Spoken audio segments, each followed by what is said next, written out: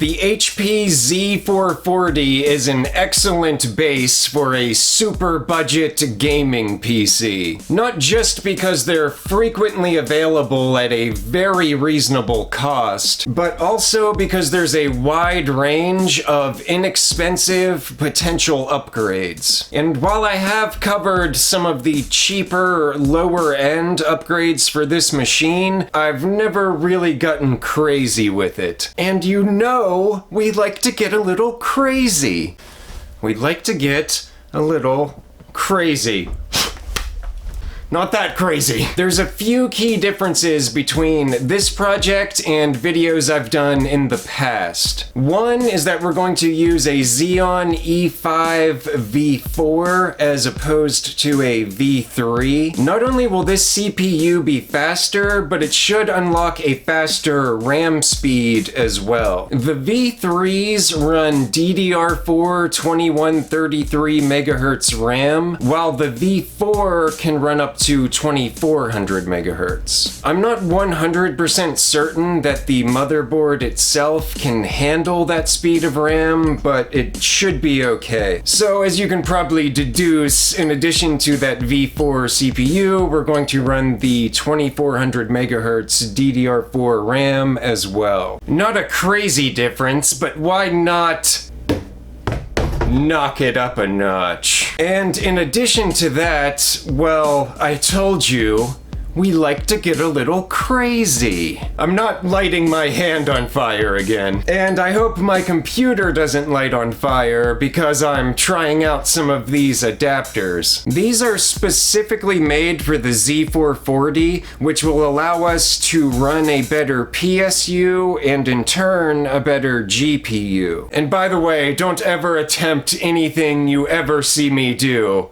I'm a professional. I have a chair desk. Now, while this could be convenient and the cables are pretty cheap at about $10, I should say that any of these kinds of adapters require extra caution. So I'm going to be careful, and as always, I'm doing projects that are hopefully entertaining, and I wouldn't recommend anyone else emulate what I do. Always use discretion. Viewer discretion is advised. Shut up, Cloud. Get back in the box. Speaking of GPUs, we're going to try this.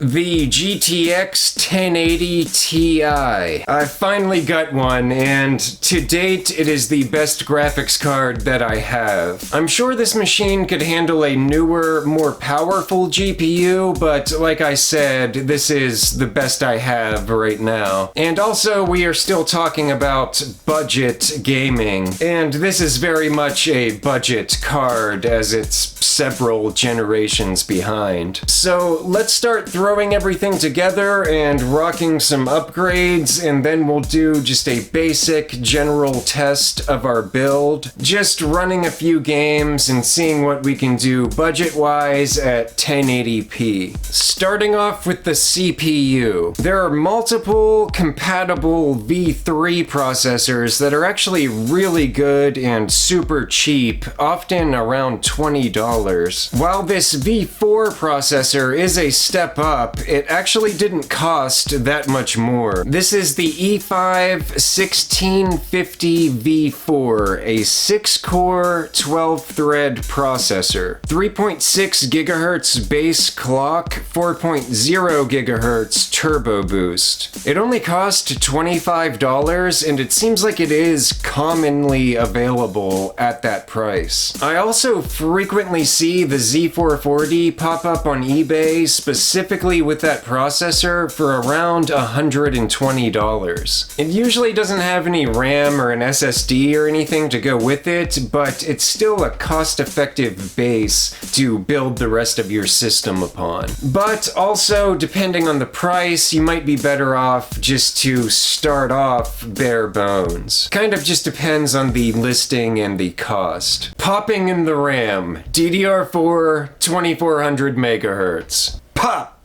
Pa-pow! Pa-pow! This is ECC RAM, which these workstations use, and we're going to do 32 gigabytes. It would be nice if I could fill up every slot of RAM, not just to take it up to 64 gigabytes, but also to run quad channel, but this is just what I have laying around right now. And for the SSD, I'm once again using this HP Turbo drive, essentially just an M2 to PCIe adapter. Unfortunately, there's no M2 slot on the board, which is one of my main disappointments with this workstation, but the adapter is decent and it is what it is. Even though we have the power adapters for this machine, this power supply is just going to have to kind of sit in the case for now. Which brings up my second disappointment with this machine. It has this weird proprietary shaped PSU that only fits the custom OEM supply. You know what to do. Shame! Shame!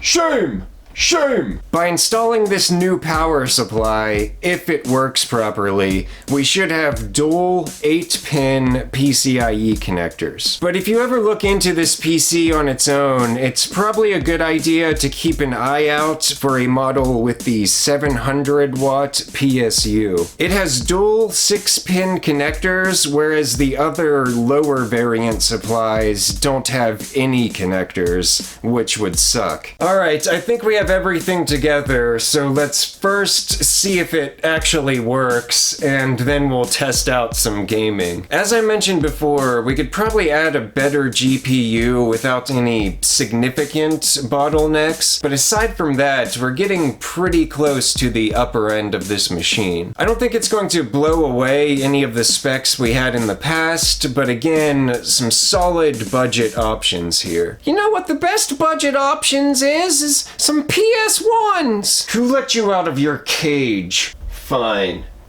Testing out some gaming, starting off with the usual suspects. We're doing 1080p, highest in-game graphical settings. This is Star Wars Jedi Fallen Order. It's only a 2019 game, but it is pretty demanding. And also, filming the screen directly, I'll figure something out with screen recording at some point. But for now, this is the setup I have. And it's looking really good, especially compared to this same system with a little bit lesser specs like we've messed with in the past. This is actually doing really well. Overall, it's hanging around 100 FPS, so I'd say we're definitely seeing a pretty significant boost in performance here. Stepping up to the main event, Doom Eternal. This is the one I was most excited to kind of see how it pans out. It's also the one I'm most excited to play when I actually get a chance to play it. This is a 2020 game, again, highest in-game graphical settings, and our system is really rocking this one. In fact, it appears to be capped by not the hardware itself, but rather the monitor I'm using. It's running at a consistent 120 frames per second. I haven't seen it dip at all, like not even a little bit, and it's been holding steady. It looks really nice. It's running smooth. I'd say we're pretty solid. So, what's the verdict? Dun, dun, dun, dun, dun, dun. Du, du, du, du, du, du.